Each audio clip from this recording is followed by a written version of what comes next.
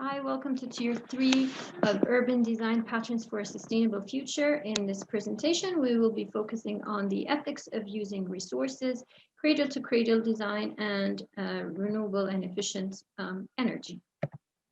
So some of the problems that we are facing these days, the context, let's look at the context of problems. We have air pollution, we have breathing problems, asthma problems because of the effluents that are chemicals that are harsh to the planet and harsh to the people. So this will cause poisoning to the people as well as toxicity to birds, plants, and anything and any biodiversity insects that are in this area. A lot of people started to protest. A lot of people started to do nature cleanups, but it's not the responsibility of one person to do this. So some people also get creative about things. For example, this is a solar heater that's been made by a student at school with her father, and she just used the principles of heat transfer and materials that conduct heat, such as metals, and she darkened the panel so that it absorbs more heat. So and currently now we're in 2021 and we're looking at the problems that we've been suffering in the past and currently, specifically also after COVID-19. So the idea now is the normal was the problem, and now we need to rebuild back in a different way by finding more eco-friendly methods. Now, the problem is the world population has increased, amount of wilderness is dropping, and the carbon in the atmosphere is increasing by probably twice the amount. So the problem is we are relying on petrochemicals, all of the materials that we use on a daily basis. They come from natural gas or crude oil, and we heavily depend on them. So you have a list over here that you can see: plastics, resins, fibers, textiles, rubbers, solvents. They are major pollutants that nature cannot digest or recycle back again. And so they don't decompose, and we end up throwing them more. They harm the human health and they harm the biodiversity, versus nature does its chemistry in water, and that's why we want to mimic how it's doing that kind of technology. Also for resources, we have a problem that the extraction of resources has tripled since 1970s, and so this has consequences on the climate, has consequences on because due to the loss of biodiversity, loss of habitats, and this is also going to reflect back on our daily lives. Now, for example, in places where there is oil, the discovery of oil has also shaped the socioeconomic status and the climate in these regions, specifically in the Middle East. This is an example of New Year's, the next day after New Year's, or even on New Year Eve, the birds are on net because of the fireworks. So there is a very huge part on us when it comes to the ethics of the work that we're trying to do over here. I mean, we don't have to trash the planet in order to have fun. And these birds, they play a major role in controlling the climate and the food chains and ecosystems. And they have a job and they have a right to be respected and to survive. They don't have to die in this way. Here's an example of a swimmer who's going to the Arctic that is melting from rising temperatures. And the water now, saying this place is under threat. It's made a river at this point. Ice sheets are melting. And what he's trying to do is to raise awareness about this and about the reasons for this melting in the glacial caps in this area. Now, we also have the problem of disposables. Here, the disposables look really nice and neat because they've been collected. The main issue is that disposables are not even collected. They are thrown in landfills, and we question how ethical, the collection of waste is, and And some countries, they do recycling, but there's a high percentage where recycling is not even done properly, or the numbers are not, they don't reflect the reality. And some countries, like third world countries, they have no kind of system for managing waste. And the idea is we need to stop producing these kind of disposables that get dumped away, and they have an impact on technology, the people, and even the economy, because we are wasting material here. We are extracting, then we're wasting. So that's kind of like a very, uh, stupid way of dealing with the things that we work hard for. And so we need to opt for things that can be reused again. Why would we want to throw things away? We're not valuing things. We don't want to be disposed. So why are we disposing of everything we have? And increasingly become reliant on it. So now let's have a look at packaging, which is also another example of disposable material. Now, this was used specifically as a sales tool. And it's going to increase the sales and the consumption and our weight and our probably chronic diseases eventually, and waste. But people throw things away and they think, out of sight, out of mind, it's going to go into a bin and it's going to take care of it. But the bin will eventually, end up in a landfill, and the climate suffers, glacial caps will melt, extreme weather conditions, whether it's going to be flooding or elevated temperatures. And the AC is not the answer. Again, I say that. And the answer is actually planting more trees, and giving more soil its job and functioning.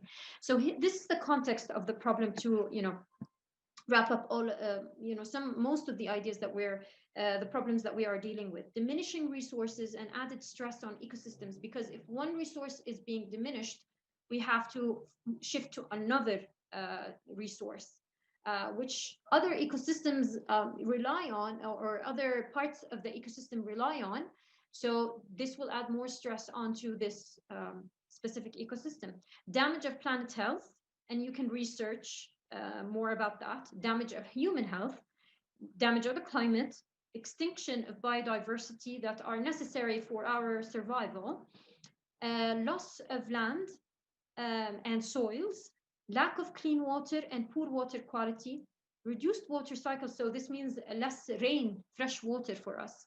Changes in the salinity of water in water bodies, which affects the aquatic life, and the aquatic life controls our climate. Lack of fresh waters, because it's been polluted now. Changes in temperature affect the aquatic life, birds, animals, and plants. And changes in temperature, whether in the air or in the water, it's because of climate change. Greenhouse effect, I mean. Loss of fertile soils to grow food, and therefore our health is going to be affected. Increased depression and chronic diseases, because we're not happy because of all of these pollutants around us. For example, pesticides, GMOs, they make the bad hormones in our body spike up. They increase the toxins in our body, and they increase the waste in our body, and therefore we're going to end up with all of these diseases. However, if we maintain a natural lifestyle or a healthy lifestyle, we will be happy and we will be healthy.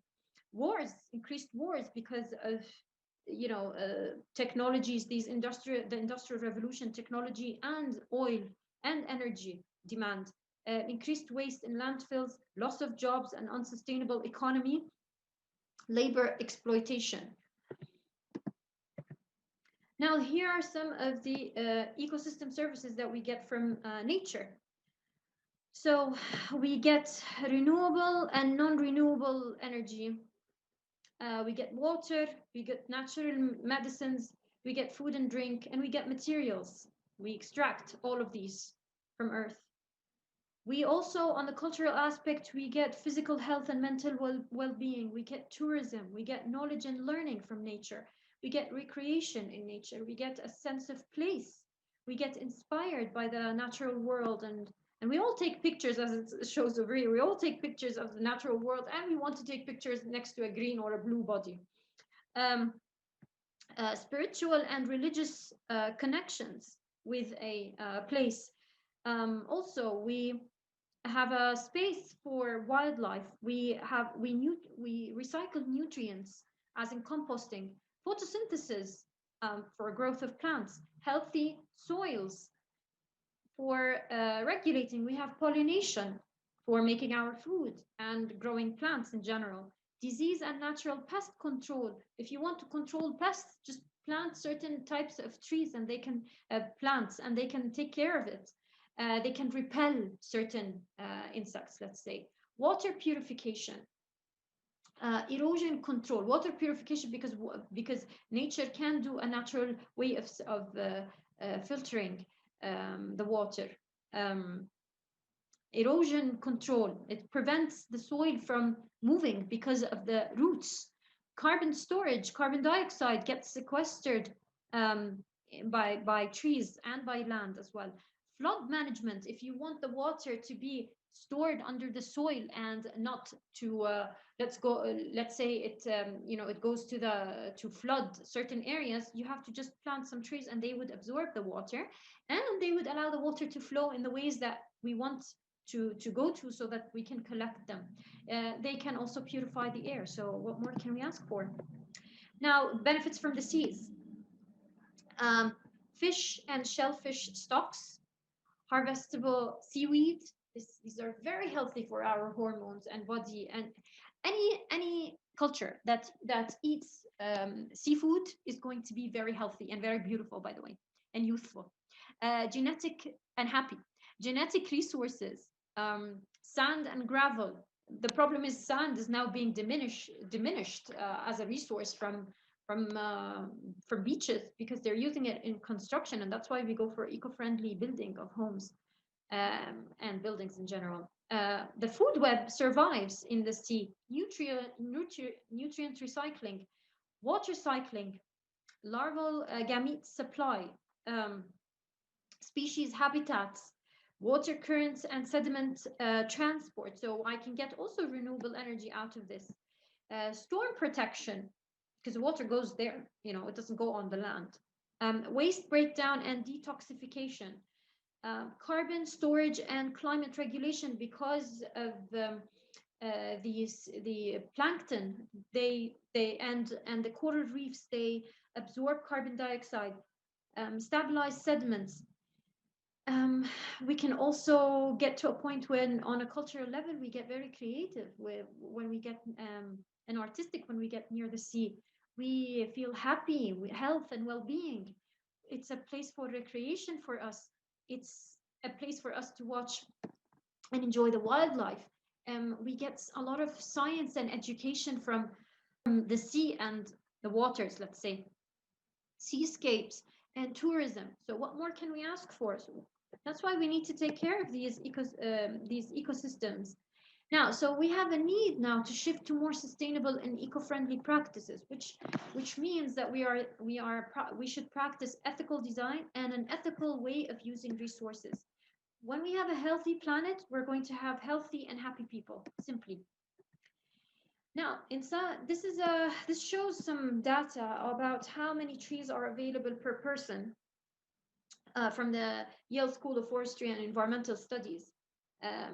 We are not even on the map in Jordan, but I'm just showing, how it's like in Canada, Greenland, Australia. They come with the highest numbers, and then United States, France, Ethiopia, China, and UK, and then Egypt. 1 tree per person.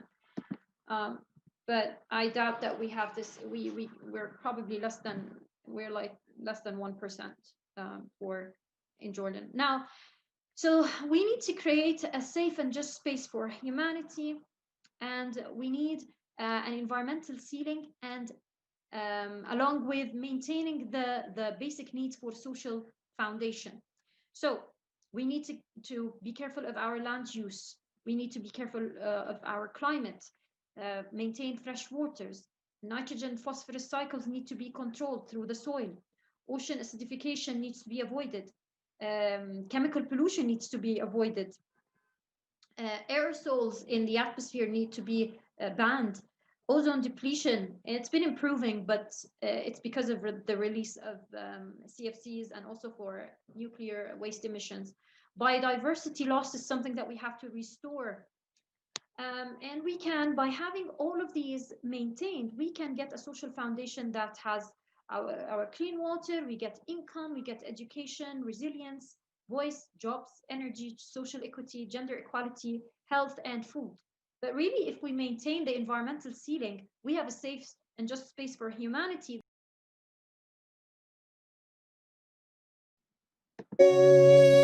One of the most exciting scientific findings of the past half-century has been the discovery of widespread trophic cascades.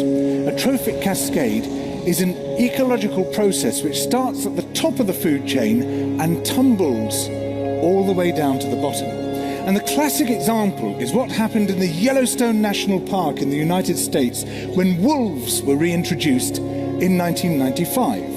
Now, we all know that wolves kill various species of animals, but perhaps we're slightly less aware that they give life to many others. Before the wolves turned up, they'd been absent for 70 years. That the numbers of deer, because there was nothing to hunt them, had built up in the Yellowstone Park, and despite efforts by humans to control them, they'd managed to reduce much of the vegetation there to almost nothing. They'd just grazed it away. But as soon as the wolves arrived, even though they were few in number, they started to have the most remarkable effects. First, of course, they killed some of the deer, but that wasn't the major thing. Much more significantly, they radically changed the behavior of the deer.